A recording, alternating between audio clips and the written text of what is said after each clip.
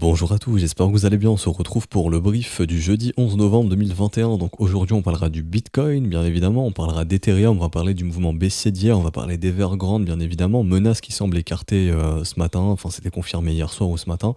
Le paiement a été fait. Donc on va voir ce qu'il en est du marché. Justement, on parlera aussi de l'inflation qui, hier les stats sont sortis, on a encore un record d'inflation. L'inflation qui est très élevée, donc le Bitcoin qui a une carte à jouer, hein, qui juste est comme tous les autres assets de toute façon, mais encore plus le Bitcoin pour le coup, puisqu'il veut faire de lui, enfin, on sait très bien que de base le Bitcoin, c'est un peu pour moi une révolution monétaire, même si Bitcoin ne peut pas être, enfin, peut ou ne pas être, hein, à voir, mais peut-être pas un moyen de paiement dans le monde entier. C'est peut-être pas son rôle, mais en tout cas, pour moi, le Bitcoin a montré sincèrement qu'est-ce que devrait être une vraie monnaie. Et donc, dans une période d'inflation, comme on la connaît actuellement, c'est le moment pour le Bitcoin d'être l'asset phare et celui qui performe énormément, dont le gold, mais le gold qui reste assez timide pour le moment. Mais ça, j'y reviendrai aujourd'hui, on parlera d'Ether, et vous avez choisi Lend, donc j'ai regardé parmi les alts les plus likés. Donc il y avait Aave, donc Lend, anciennement Lend, donc on va parler de lui aujourd'hui.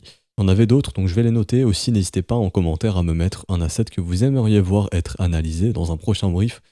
Comme d'habitude, les assets les plus likés, je les passerai en revue, peut-être pas immédiatement, parce que des fois, comme je dis, je peux avoir des assets plus intéressants à vous partager ou à analyser avec vous, mais je les note, je les garde dans un coin de ma tête et je les ferai au fur et à mesure. Donc voilà, n'hésitez pas en commentaire.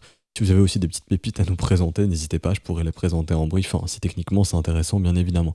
Alors, du coup, le Bitcoin, mouvement baissier d'hier, qui a permis de liquider pas mal de monde.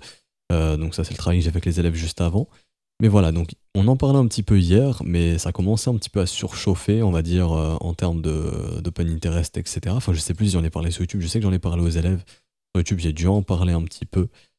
Mais où voilà, comment dirais-je, pendant les consolidations, l'open interest augmenté, le funding monté, etc., etc.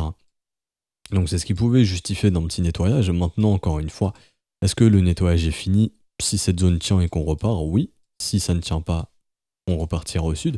Techniquement, ça je suis sûr par contre d'en avoir parlé, qu'on pouvait s'attendre à un pullback et qu'il ne fallait absolument pas que le prix aille dessous cette zone. Pour l'instant, le pullback a été effectué, on ne va pas sous cette zone. En gros, faut pas regagner le range. Si on a une vraie cassure de range, quand il y a une cassure de range, il faut jamais réintégrer. Si on réintègre, c'est très mauvais signe, on peut même casser de l'autre côté. Donc là, actuellement, ça on en avait parlé, j'en suis quasiment sûr, il faut absolument tenir ce gros support là que vous voyez. Donc là, on l'avait dessiné. Le gros support ici, il faut absolument le tenir. Le support du range maintenant, c'était la résistance du range qui devient support. Si ça tient, c'est qu'un simple pullback et on pourra monter. Et on a aussi les objectifs plus haut, ici sur ce setup de continuation qui nous ramènerait vers les 84 800 dollars. Ok. En revanche, si ça ne tient pas, c'est-à-dire qu'on réintègre avec ça cède, il y a de grandes chances d'aller faire un tour sous les 57 000 dollars. Donc pour faire très simple, si ça tient, on repart, on fait un nouveau sommet, tout va bien pour le Bitcoin et la news de l'inflation prend le dessus, donc les records d'inflation euh, est un événement bullish pour le BTC. Donc, poursuite des prix vers le nord. Ok. Et ce mouvement baissier a été, entre guillemets, motivé par Evergrande. Parce que dès que c'est tombé, voilà, le marché s'est ramassé, même le marché américain. Et le risque semble écarté. Donc au final, ça va. Donc la news de l'inflation reprend le dessus. Et le Bitcoin, dès que la news est tombée hier pendant la session américaine, c'est là où on s'est mis à avoir la grosse bougie verte. Et après, bon, il y a eu du coup Evergrande et pam. Bon, encore une fois, moi je trouve surtout que c'est, comment dirais-je, en fait, on avait besoin. Enfin, en gros, ils se sont servis d'Evergrande pour justifier un nettoyage, sauf que sur les contrats dérivés, on le voit très bien que les mecs sont venus acheter comme des oufs ici. Hop, donc la news d'inflation, très bien, ça a fait pumper, sauf que peut-être que les exchanges n'étaient pas trop d'accord de faire pumper autant alors qu'il y avait là les gens qui sont venus long ici, donc fallait les nettoyer. Ils ont vu Evergrande, ils ont sauté sur l'occasion pour nettoyer ces mecs-là. On le voit ici sur les liquidations, il y a un paquet de liquidations longues ici. Également, les open interest ont bien chuté, donc là, il y a un paquet de mecs qui sont fait liquider. Et aussi, après le pump, là, toute l'après-midi, il y a les mecs qui ont acheté comme des fous, parce que ici, c'est vrai que j'en parle pas, mais ici, là, on va bel et... Oups. Comme ça. On va bel et bien, ici, là, pendant la consolidation, l'open interest qui monte, monte, monte, monte, avec ici, des spreads qui montent aussi également sur la fin du mouvement, et un funding, un funding qui monte. Même pendant le mouvement baissier. Ici, les mecs étaient en mode buy de dip. Donc il y avait déjà tous ces mecs-là qui ont acheté avec du levier, plus tous les mecs-là qui ont accumulé du long, même ici, bon bah à ce moment-là, pam, nettoyage. Donc là, ça y est, le nettoyage a été fait, je pense, honnêtement. Techniquement, c'est à confirmer tant qu'on ne redescend pas dessous ça. Donc là, pour l'instant, normalement, le nettoyage est fini, on peut déjà repartir au nord, et donc la news de l'inflation va reprendre le dessus. Pourquoi je dis ça? Parce qu'on voit le gold aussi qui a très bien réagi hier suite à cette news d'inflation. Non, c'est pas ici, c'est là, peut-être. Bon, on voit que le gold est bullish. Non, ça j'en parlerai après, du code, j'allais oublier. Mais voilà, le gold réagit très très bien. Si je passe en daily, lui, il a pas pris de coup de pression. Voilà, il est en train de bien pumper, donc il prend super bien la news d'inflation. Et le Bitcoin pourrait suivre le gold. Et ça serait vraiment bon signe parce qu'on pourrait se mettre à parler en gros de ça, qui est, on pourrait dire simplement dans les médias ou autres, le Bitcoin suit le gold ou suit l'or dans cette période d'inflation par exemple, un truc comme ça. Donc ça serait positif.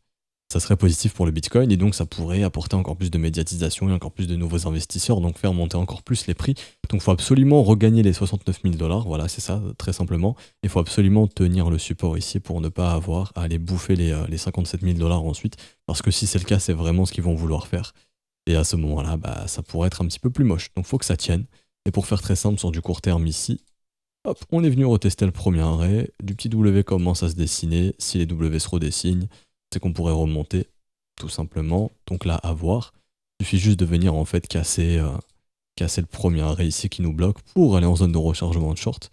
Et là, on verra si réellement on a une reprise haussière ou pas. Donc ça, c'est extrêmement important à surveiller ça.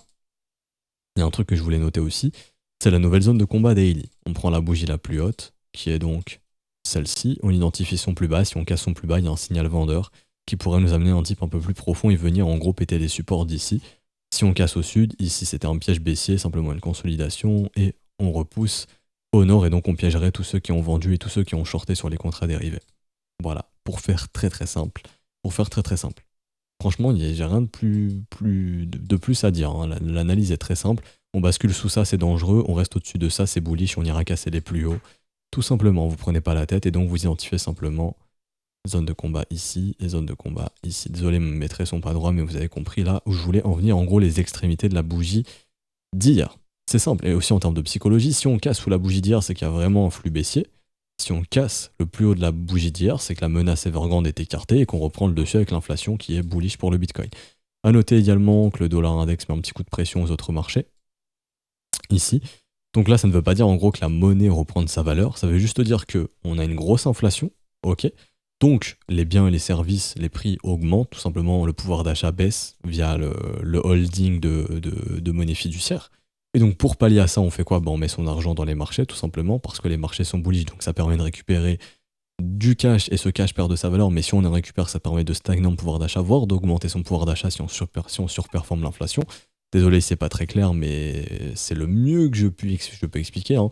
Par exemple, si vous avez 10 $, et que 10 $, ça vous offre, je sais pas moi, on va dire une connerie, un menu McDo, dans 5 ans, peut-être que pour avoir un menu McDo, ce serait 15 $. En revanche, si t'as fait travailler ton argent et que tes 10 $ sont devenus 17 $, bah au final, t'auras mis 2 $ dans ta poche en payant ton menu McDo. Alors que si t'avais juste gardé tes 10 $, t'aurais plus assez d'argent pour te payer un menu McDo, donc il aurait fallu rajouter 5 $.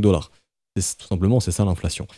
Et donc, pour pallier à ça, quand on est en période d'inflation, ce qu'on cherche à faire, c'est à multiplier ce cash. Donc il y a les valeurs refuges qui servent à ça, le gold, etc. Le Bitcoin peut servir aussi de ça. Et il le prouve de toute façon, depuis que la période d'inflation a commencé, depuis mars 2020 où ils ont imprimé beaucoup d'argent, le Bitcoin il est passé tout simplement de 3 000 à 65 000 $, enfin 69 000 même, donc ça montre bien que le Bitcoin est un excellent asset pendant les périodes d'inflation. Donc actuellement, ça fait de Bitcoin un asset très phare pendant cette inflation, mais de voir le dollar index monter ne veut pas dire que les monnaies reprennent en valeur, ça c'est à ne pas confondre. Ça veut juste dire que parmi ces inflations, la monnaie qui reste la plus forte, c'est le dollar. Et donc actuellement, si vous avez des dollars par exemple type stablecoin, vaudrait mieux rester pour l'instant stablecoin parce que vous allez gagner plus d'euros, simplement. En gros, c'est ça que ça veut dire. En étant en dollars, entre guillemets, vous ne subissez pas, enfin vous allez pouvoir en gros avoir un meilleur taux de change par la suite, parce que la paire USD-euro progresse très bien et est très bullish. Donc on a connu une période de mars 2020 jusqu'à janvier 2021 pendant quasiment un an où le dollar enfin l'euro explosait le dollar, donc quand on était en stablecoin, entre guillemets, on perdait au taux de change en euros ensuite. Là, pour le coup, vous allez gagner au taux de change en holdant du dollar. Donc juste en étant en stablecoin, actuellement, vous faites de l'argent ensuite contre l'euro, hein. Le mec qui est juste resté en stablecoin depuis, on va dire, cet été, enfin depuis juin, il a fait 6%, 6-7% vis-à-vis de l'euro, ce qui est pas trop dégueulasse. Bon, après, vu que la monnaie perd de sa valeur, on est en grosse période d'inflation, ça vaut mieux le coup de faire travailler son argent. Mais bon, là où je voulais en venir, c'est que le dollar index reste bullish, donc le dollar est la monnaie la plus forte dans le monde actuellement, puisqu'elle surperforme toutes les autres, que ce soit le livre sterling, l'euro, etc. etc. Et aussi à noter, pourquoi on avait de gros doutes sur un. Enfin, de gros doutes. Pourquoi on avait quasiment, voilà, plutôt pas de doute sur une vraie hausse du dollar index. Je sais pas si vous vous souvenez, mais on avait vu le code, comment était positionnée la smart money sur le dollar index, elle était extrêmement bullish, ça on en avait parlé, mais là, les gros sont rentrés massivement ici sur le dollar index. Donc, pour les prochains mois, le dollar va très très probablement surperformer les autres monnaies.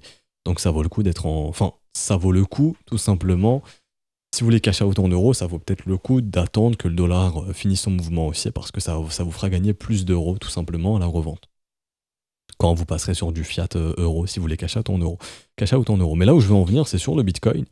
Et ce qui est très bizarre, donc là on avait vu en gros le cote monter énormément, donc regardez pas la smart money ici, enfin je rentrerai pas dans les détails, mais regardez plus les traders particuliers ici, puisqu'on peut les considérer comme de la smart money. Un contrat c'est 5 bitcoins, il n'y a pas grand monde qui peut trader minimum avec 300 000 dollars. Et donc ce qui est très bizarre, c'est qu'ici c'était rentré massivement à l'achat et là il y a eu un reset. Donc est-ce qu'ils sont au courant de quelque chose? Et donc du coup hier quand j'ai vu le mouvement baissier, je me suis dit, Evergrande, est-ce qu'ils n'étaient pas au courant justement d'Evergrande? Donc là je me pose des questions, je me dis, c'est assez bizarre. Maintenant, est-ce que c'est un simple reset où les mecs, ils ont reset leur position, ils se sont hedgés différemment, ce qui est totalement possible, on ne pourra pas trop savoir, à part en fonction du développement, mais c'est assez bizarre, donc je vous en fais part, où clairement ici, ils étaient rentrés massivement en longue. Quand ils rentrent en longue, généralement, c'est à ces moments-là qu'on a les meilleures périodes, hein. Donc là, par exemple, hop, ils sont rentrés en longue, enfin, en gros, ils ont acheté massivement, derrière, ils se sont un petit peu couverts, ils ont racheté massivement avant le breakout, ensuite on a eu le gros breakout, et ensuite, ils ont commencé à distribuer sur la montée. Là, ils s'étaient rentrés massivement à la question de l'ATH. Là, ça a rediminué, donc j'attends de voir les prochains côtes. Si ça se met à remonter, ce sera positif. Si ça continue de chuter, c'est qu'il y a peut-être des gars qui sont au courant de quelque chose. Peut-être un truc plus gros qu'Evergrande, donc il y a vraiment une vraie crise qui se prépare ou autre. Bon, à voir. Moi, vous connaissez mon avis, hein, qui est même le marché américain. Encore une fois, pourquoi avoir une crise, enfin un bear market sur le marché américain, alors qu'on a les plus grosses entreprises qui se gavent en termes de revenus? Ça n'a pas de sens. Ça n'a pas de sens puisque le S&P 500 est porté par les GAFAM. Les GAFAM se gavent, donc pourquoi? Et le système bancaire se gave aussi, ça on en a déjà parlé lundi, il me semble. Mais pourquoi avoir un bear market? Ça fait pas trop de sens et techniquement, c'est même pas dans la chart ici, donc pour l'instant, il n'y a pas de problème.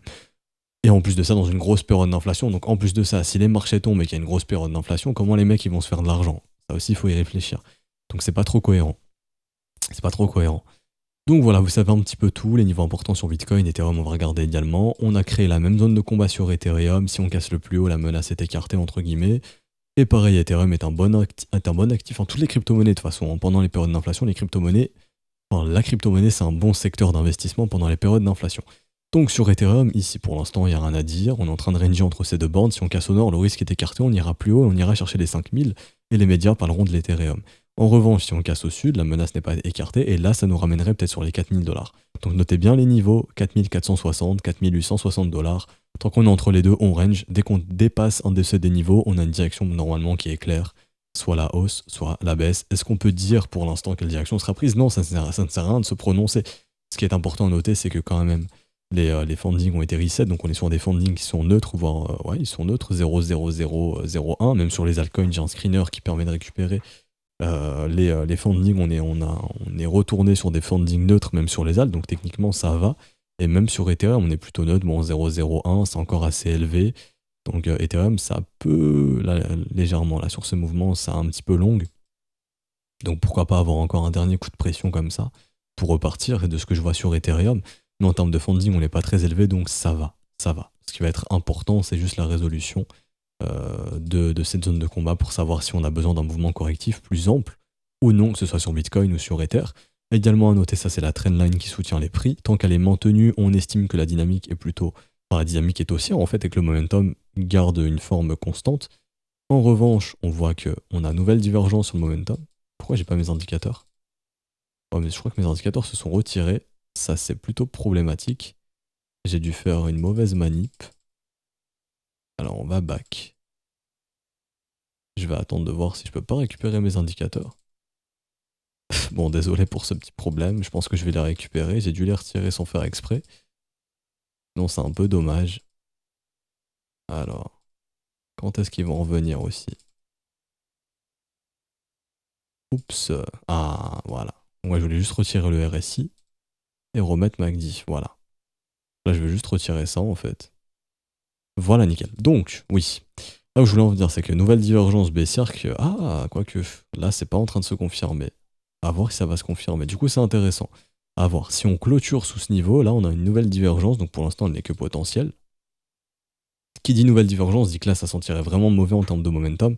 Et c'est ce qui pourrait donc justifier d'un retracement. Parce que plus on accumule des divergences comme ça, si ici, là, la petite ligne jaune que vous voyez, si on voit Williams sortir d'état d'enfoncement, ça peut annoncer un dip. Un peu comme ce qui avait été fait ici, par exemple, où divergence, divergence, divergence, la ligne jaune sort d'état d'enfoncement, pas un nettoyage. Ça pourrait arriver. Pour l'instant, la div ne s'est pas confirmée, elle n'est que potentielle. Si elle ne se confirme pas, tant mieux. Si elle se confirme, là, ça commence à devenir mauvais en termes de momentum. Et si on perd la trendline, c'est ce qui pourrait justifier justement d'un mouvement correctif, probablement retour vers les 4000 $. En revanche, si on perd pas la trendline, que la divergence se confirme pas, qu'on casse au nord, là, il n'y a aucun problème.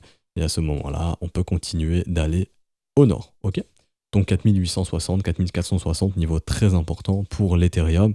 Et donc, on va finir avec, du coup, Lend. On va finir avec Lend, donc qui est revenu beaucoup dans les commentaires. Alors, Lend, j'aime bien la charte, dans le sens où c'est à plat, c'est bien. On est venu en zone de rechargement, les gros ont pu racheter, on a fait le W derrière, donc là, techniquement, ça, c'est une zone, normalement, on n'est pas censé la toucher, enfin, la toucher.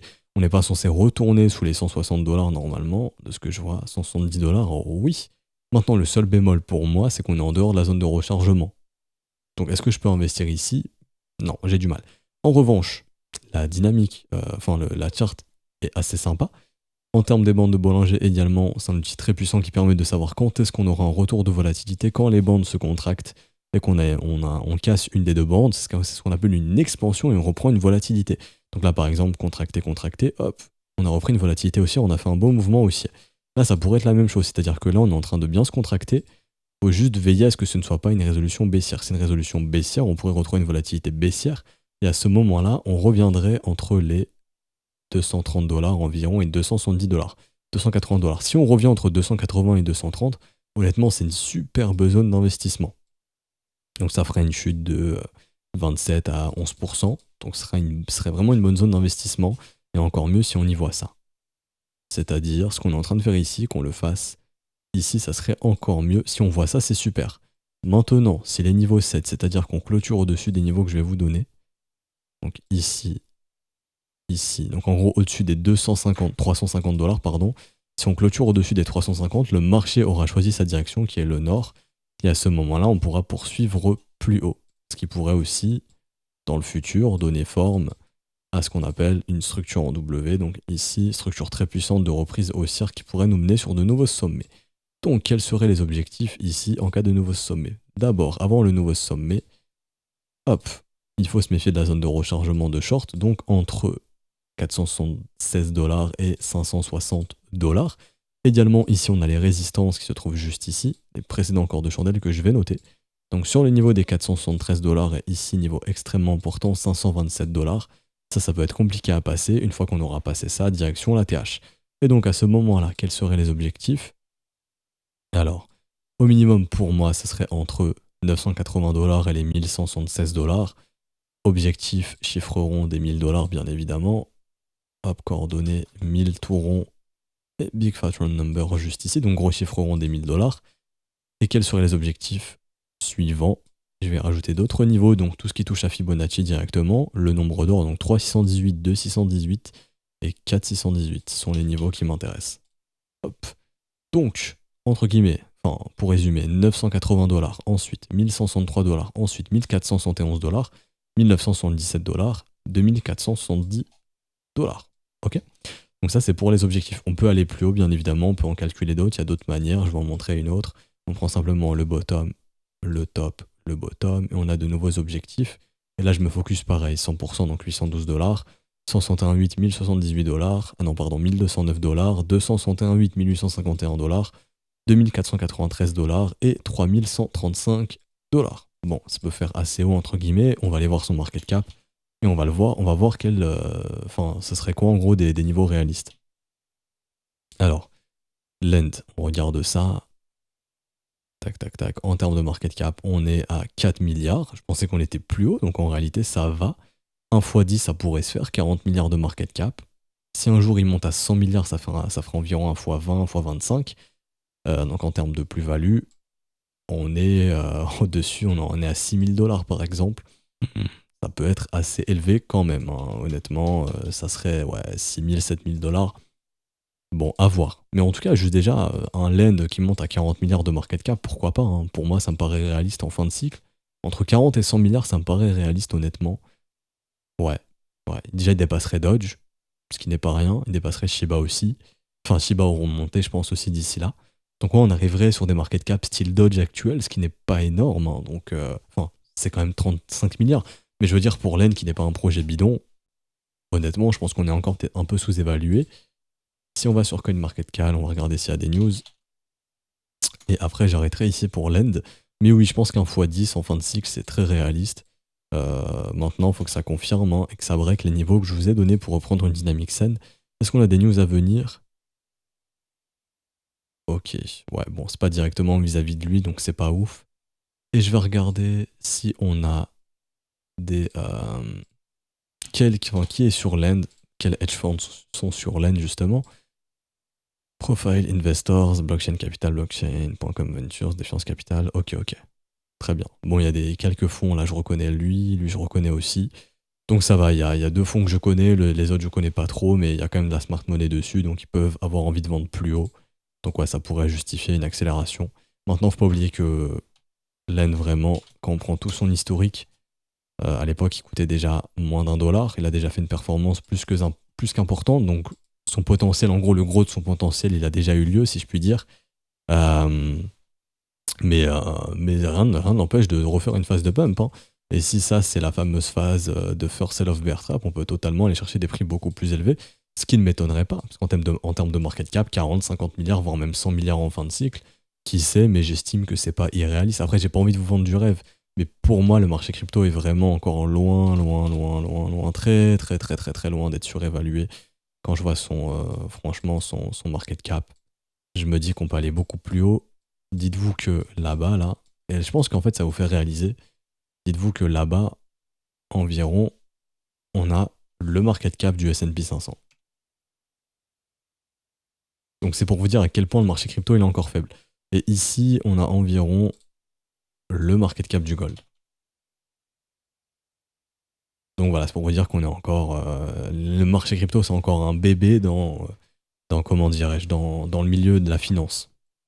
Donc voilà, pour moi, que le market cap est plus élevé. Donc si on se rapproche d'un market cap style du gold, par exemple, donc on est 10 000 milliards en plus, est-ce que Lend serait aberrant de voir 40 ou 50 milliards de market cap? Non. Mais ça, c'est... comment dirais-je? Ça, en gros, c'est... mince. C'est un raisonnement, si vous voulez, c'est un raisonnement qui fonctionne pour toutes les altcoins. Voilà, c'est là où je voulais en venir. C'est un raisonnement qui fonctionne pour toutes les altcoins. Mais bon, encore mieux pour les projets qui sont techniquement intéressants et qui ont leur place, qui ont une place assez importante entre guillemets dans l'écosystème crypto. Et ce que je voulais ajouter aussi, c'est le long terme, donc le logarithmique, où on est clairement dans un canal. Ça, c'est vrai que j'en ai pas trop parlé sur YouTube, il me semble. J'en ai plus parlé aux élèves. Mais bon, je pense que je peux vous en parler, il n'y a pas de problème. Hop. Et on est dans ce canal ici, donc techniquement, bas de canal ici, haut de canal là-bas. Le haut du canal se trouverait d'ailleurs vers les niveaux, vers les targets du gold, hein. Donc entre, grosso modo, on va dire 14 et 20 000 milliards de market cap. Donc ce qui ferait qu'il y aurait une sacrée progression pour le marché crypto et qu'on est bel et bien encore early, on va dire. On n'est pas encore, en termes de capitalisation, on peut monter encore beaucoup plus haut, hein. Bien évidemment, on peut monter beaucoup plus haut. Ensuite, voir la performance de 2014 jusqu'à 2017. On peut faire une performance, je dirais pas similaire, parce que les valeurs sont pas les mêmes, mais voilà, une courbe aussi importante. Et je pense qu'à terme, on se dirigera vers des market cap beaucoup plus élevés. Dites-vous qu'actuellement, le marché crypto, il a le market cap de Microsoft, il me semble, hein. D'une seule action. Dites-vous que toutes les crypto-monnaies représentent une seule action, pour vous dire à quel point c'est sous-évalué. Alors Microsoft, et après j'arrêterai avec ça, ou Apple, mais il me semble qu'Apple s'est fait fumer par Microsoft récemment. 2486 milliards et Apple, c'est combien? Ça a baissé un peu, il me semble. 2400, donc ouais, les deux sont au coude à coude. Donc voilà, grosso modo, le marché crypto, c'est le market cap d'Apple. Pour vous dire à quel point c'est faible quand même, hein, c'est assez faible. Pour en plus, le Bitcoin qui pèse dans ce market cap, à ne pas oublier, et que le Bitcoin peut être considéré comme une monnaie universelle. Dites-vous que là, pour l'instant, ça a été accepté dans combien de 3 pays, il me semble, c'est rien encore. Donc que son market cap est encore aussi assez faible. Donc voilà, tout ça pour dire que je pense que le crypto market cap est encore assez faible. Donc, est-ce qu'on peut dire que l'N d'un x10 de son market cap c'est abusé? Franchement, je pense pas. Voilà. Et du coup, on va s'arrêter ici pour aujourd'hui. J'espère que ça vous aura plu. Si c'est le cas, n'hésitez pas à laisser un petit pouce bleu, vous abonner si ce n'est pas déjà fait. À nous rejoindre sur Discord, je mets le lien en description et en commentaire. N'hésitez pas aussi, n'oubliez pas de me dire là que vous voulez voir dans un prochain brief. Ça me permettra de voir de quel altcoin je peux parler. Également, si vous souhaitez rejoindre le Discord, je vous mets le lien en description en commentaire. Bon, je l'ai déjà dit, mais je vous remonte le Discord. Si vous souhaitez rejoindre l'école, tout est expliqué dans le salon. Bienvenue du Discord. Donc si vous avez une quelconque question, n'hésitez pas à envoyer un message, à un des professeurs connectés en haut à droite, on vous répondra immédiatement. Si vous avez fait le paiement, pareil, envoyez le paiement à un des professeurs, on le validera, on vous mettra le rôle élève directement. Il y a toutes les infos qu'il faut en description, donc n'hésitez pas. Je vous souhaite une bonne journée, nous on se retrouve demain. Faites une bonne journée, ciao ciao.